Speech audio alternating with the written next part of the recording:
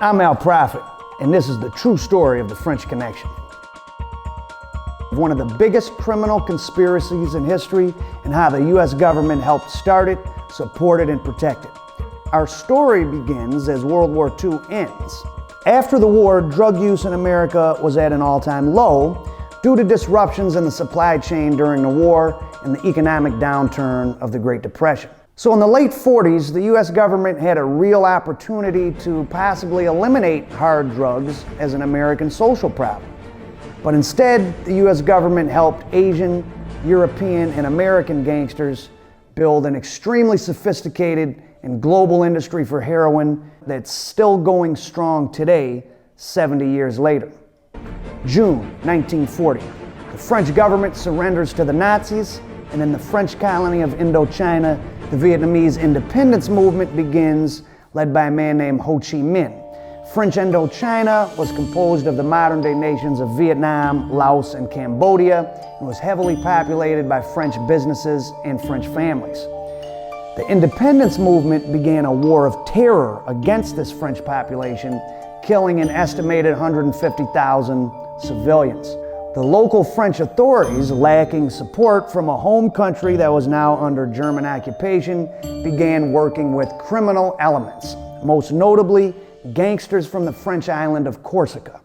Now, fighting back required money, and selling opium was the quickest way to get funds for buying weapons and hiring mercenaries on the international black market. There was a long history of the French selling opium in Indochina. In fact, on the eve of the Second World War, the opium tax accounted for 15% of total tax revenue there. The Vietnamese nationalists attacked the opium business as the ultimate example of the French colonial exploitation of the Vietnamese people. Japan has today surrendered. The last of our enemies is laid low. In the wake of Japan's defeat, communists, led by Mao Zedong, took power in China. The American government backed the remnants of the anti-communists led by General Chiang Kai-shek. Chiang Kai-shek reviews the armed forces of nationalist China on his island stronghold Formosa. While communism rules the mainland, Chiang Kai-shek defiantly parades his last forces on Formosa. The communists quickly shut down opium and heroin production in China, and they brutally cracked down on organized crime, which caused the entire Shanghai criminal underworld to relocate en masse to the British colony of Hong Kong, taking their opium contacts and heroin production expertise with them. As a free port, Hong Kong is a paradise to Far Eastern drug traffickers. Vigorously fighting the hideous evil that rots thousands throughout the world, the authorities turn tons of narcotics into harmless smoke. As we get into the early 1950s and really settle into the Cold War, the U.S. government feels that the weak point in the Southeast Asian defense against communist China is Burma.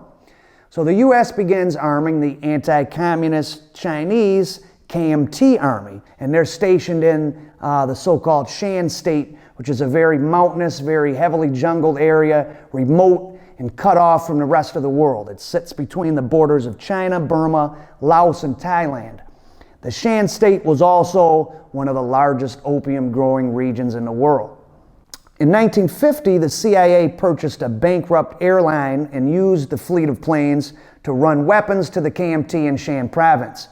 The planes would return to Bangkok filled with opium. This operation became known as Air America. And the KMT's main opium customer in Bangkok was a man named General Phao.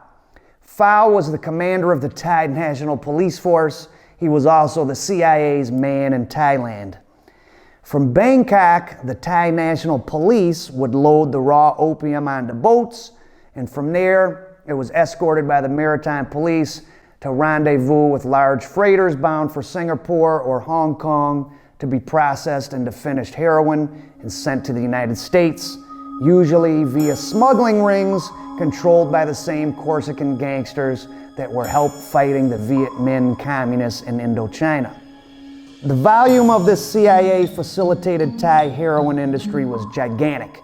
In 1957, a Thai military leader named Sarit Thanarat seized control of the country in a CIA-backed coup. His cousin was the stanchly anti-communist King of Laos, and when Field Marshal Sarett died in 1963, he had amassed over $150 million, making him more than a billionaire in today's money. There's no question the CIA knew what their Chinese and Thai allies were up to in the heroin business, and so did the American media. In 1952, the New York Times and other newspapers published detailed accounts of the KMT's role in the opium trade. But there's another component to this, the movement of the drugs into America and selling them on the streets.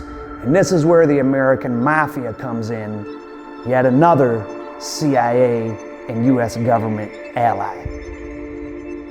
Charles Lucky Luciano was the man who organized American crime into the formal structure of mafia families controlled by a commission made up of crime bosses from around the country, what we today know as La Cosa Nostra.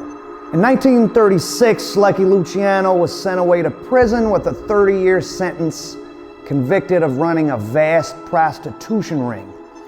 But when the Second World War started, he made himself useful to the U.S. government by using his criminal power to ensure that the docks along the east coast of the United States were not infiltrated by Nazi agents.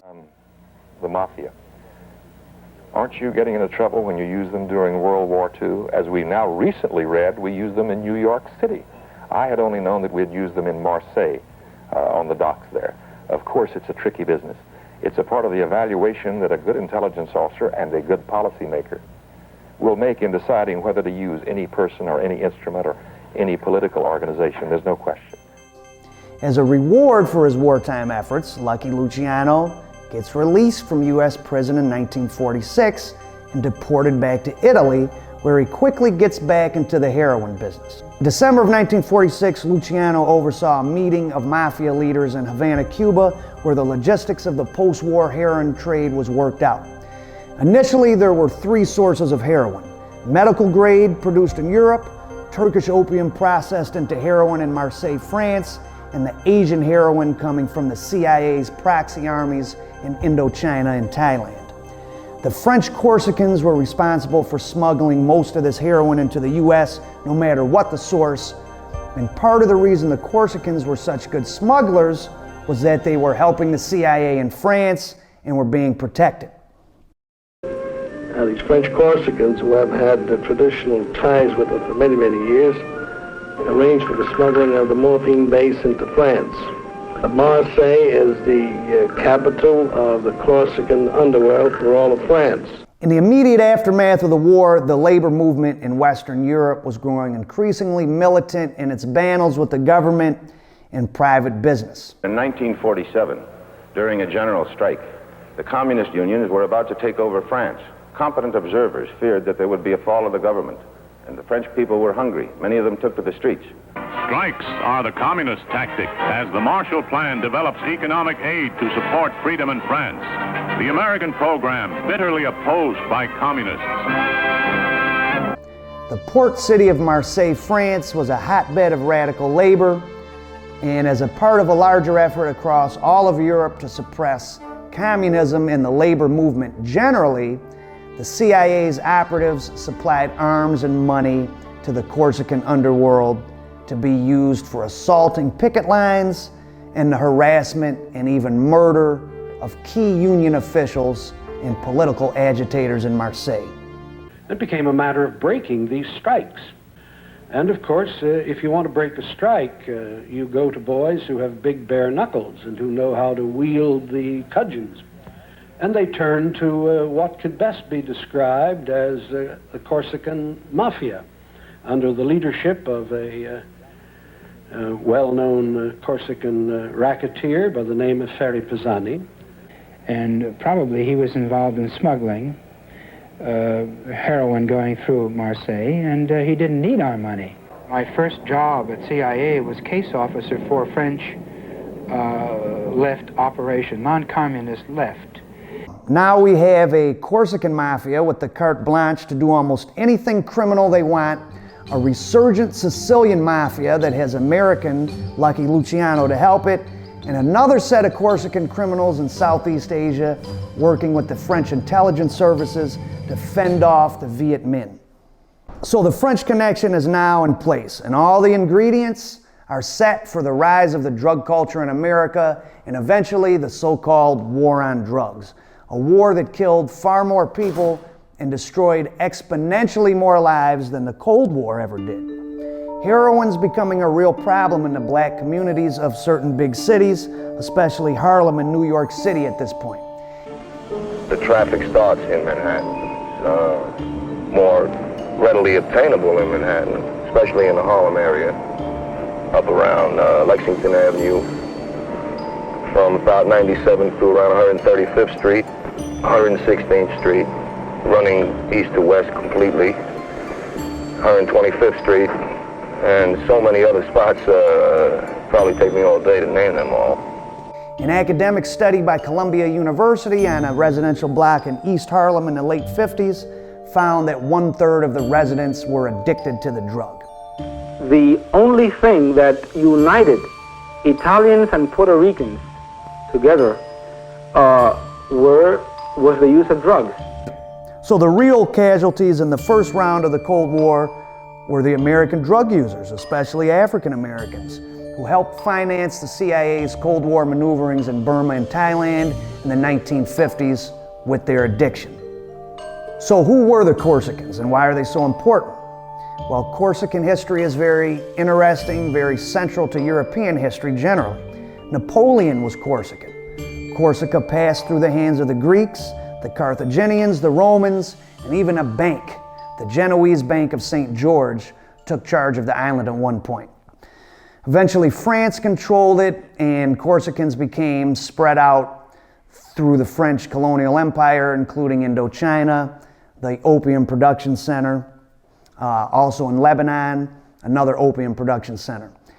As an island at the center of the Mediterranean trading routes and ruled by the same harsh law of vendetta and revenge that gripped Sicily, they made perfect allies for anyone that needed to keep important secrets, like drug dealers and the American Central Intelligence Agency. The roots of the French Connection go all the way back to the Nazi invasion of France during World War II.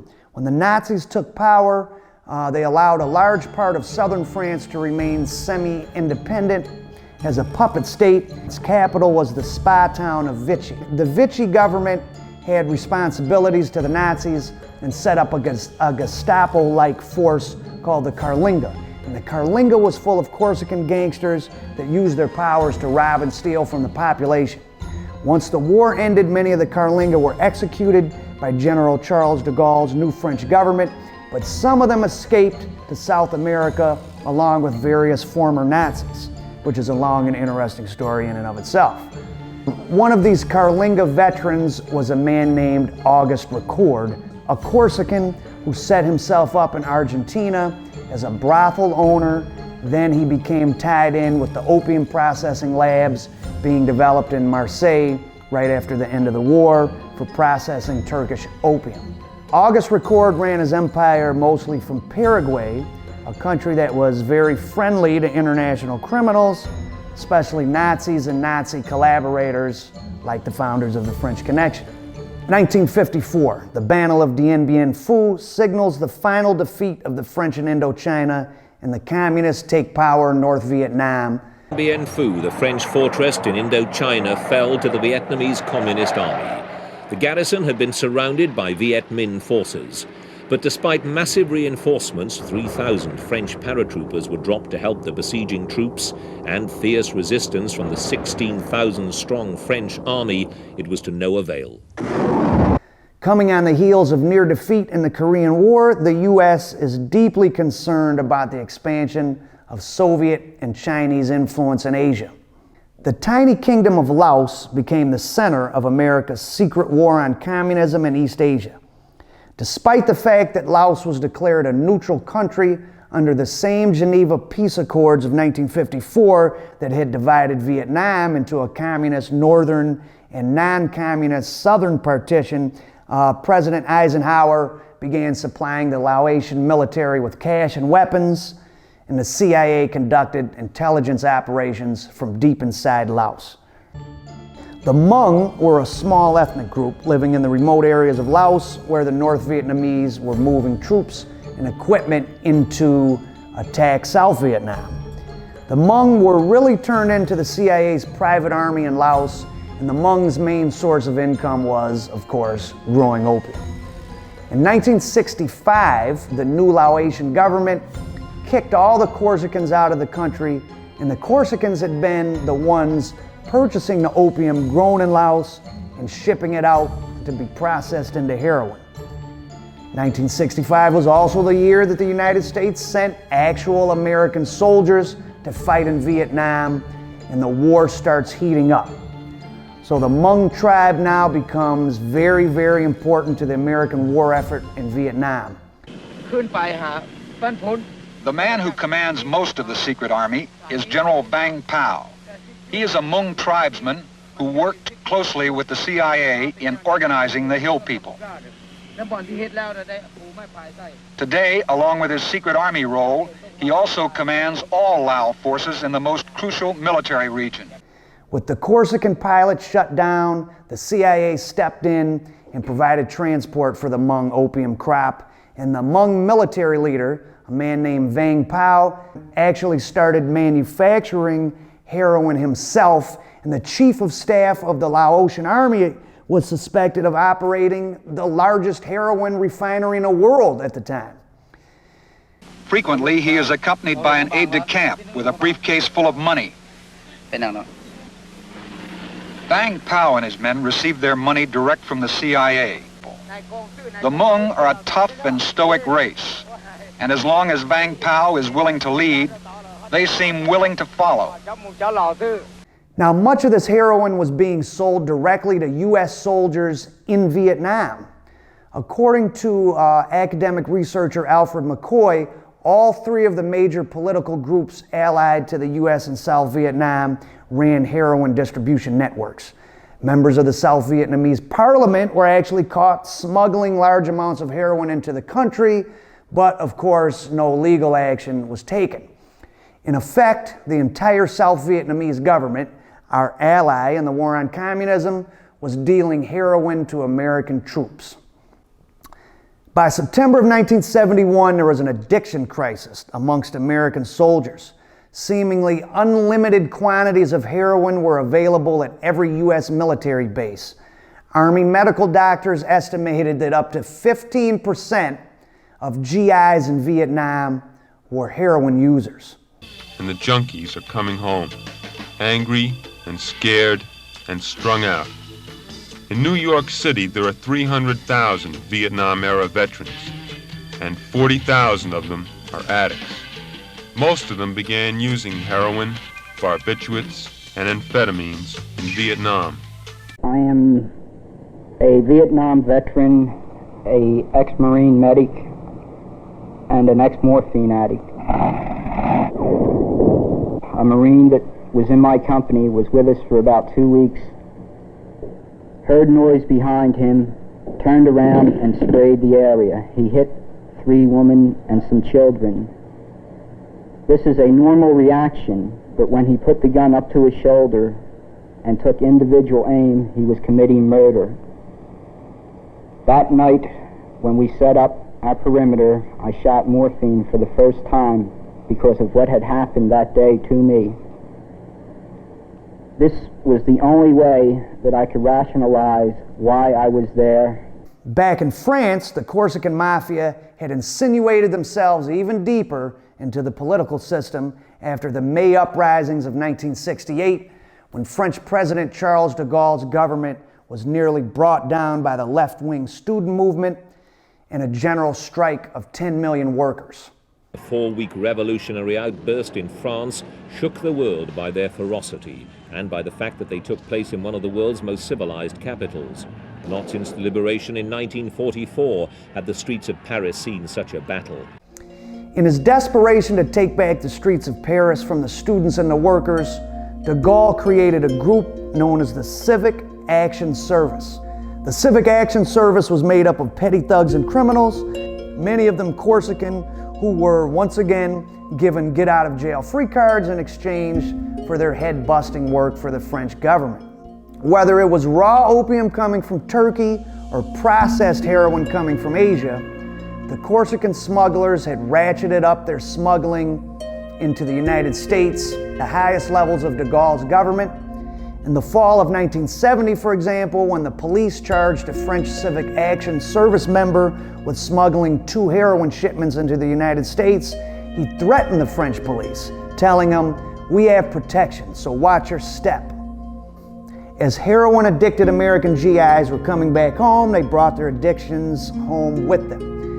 And most of them came home with less than honorable drug-related discharges. These GIs are ineligible for veterans' educational, home loan, and employment benefits. They get no long-term VA medical or psychological treatment for their addiction. They're offered only methadone, a numbing drug with which some men can function and others can't. Back in 1963, less than 3% of African American adult males across the United States were injecting heroin. By 1972, that number was a shocking 20%. Many of them former GIs. Guys like Nicky Barnes and Frank Superfly Lucas and many others across the country made millions and millions of dollars feeding the habit of all these new addicts. One medical researcher discovered that nearly 7% of all the factory workers he tested were in fact heroin addicts. An interesting side story here is that of a black heroin kingpin from Brooklyn by way of North Carolina named Frank Matthews. Matthews was possibly the single largest heroin dealer in the U.S., and as I talk about in my documentary, The Frank Matthews Story, he was getting his drugs from Corsicans down in Venezuela. And this is per the federal prosecutor himself. Elements of Matthews' supply chain in Venezuela were protected by the CIA, and when Matthews was indicted in 1972, he was arrested and posted bond. We had indicted Frank, and our indictment included about 20 foreign defendants, and including some Venezuelan customs agents, and Jules Serini, the courier who came from Marseille with 22 kilos of heroin. Serini had been told that the bribes were paid and he'd have no trouble coming into Caracas with his suitcases.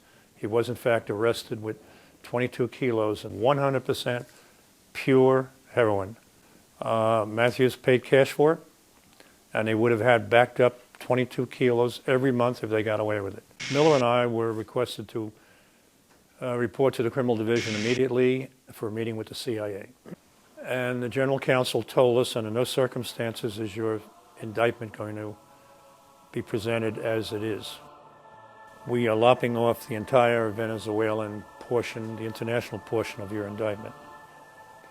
But there are international ramifications as to things we're doing in Venezuela and with the Russians that we can't talk about. Need I say more? And we said, we understand, and they said, have a nice day. He disappeared in 1973 with an estimated $90 million fortune. And despite a massive manhunt by the DEA and U.S. Marshals, Frank Matthews never been found dead or alive. And while I have no smoking gun proof of this, a disappearance this thorough has the hallmark of a CIA operation. The French Corsican connection began falling apart in 1972, not coincidentally at the same exact time as American involvement in Vietnam began to wind down, and also the same time that Frank Matthews was finally arrested and then went missing. In 1970, the widow of a Civic Action Service leader who'd worked as de Gaulle's personal chauffeur was arrested with 50 kilos of heroin. In April of '71, Laotian diplomats were caught bringing in a load of 60 kilos of pure heroin. And the biggest scandal of all happened in November of '71 when the state of New Jersey indicted French Colonel Paul Fournier, one of the French intelligence service's top supervisory agents, for conspiring to smuggle 100 pounds of heroin into the United States. In January of 1973, peace accords were signed between Vietnam and the United States. U.S. troop withdrawals began immediately. The CIA also trimmed down its operations in the region, and the heroin supply in the U.S. immediately tightened. Between 1972 and 73, use declined by an estimated 1/3 in the U.S., while American troop levels in Vietnam declined by over 90%. Was it a coincidence that the heroin supply crashed right when the Vietnam War ended? No way. Vietnam and heroin went together like a hand and glove, and it's also no coincidence that the French Connection was finally ended only when France and the Americans were kicked out of Vietnam. The majority of my friends from Brownsville, Harlem, and Memphis style. Some of them don't have no motherfucking waist from down to up. Some of them can't see. Some of them are just shell shocked. You dig it? I was lucky. I got a Chinese-made rifle bullet in my motherfucking foot. It make me feel like I want to kill every motherfucker who made me go over there. Every motherfucker who said I had to go. That goes from the motherfucker who put the stamp on the letter, who sent me the token, to the motherfucking bus that took me to Fort Dix. Every single one of them motherfuckers. So there you have it. The initial framework of the global heroin trade was supported by the U.S. government. Initially, the primary victims of heroin were blacks and Puerto Ricans, but as the youth culture of the 60s got drawn into drug use, the business exploded, and then the Vietnam War really kicked it into overdrive, and illegal drugs became a permanent problem that cut across every spectrum of American society. And that's the true story of the French Connection.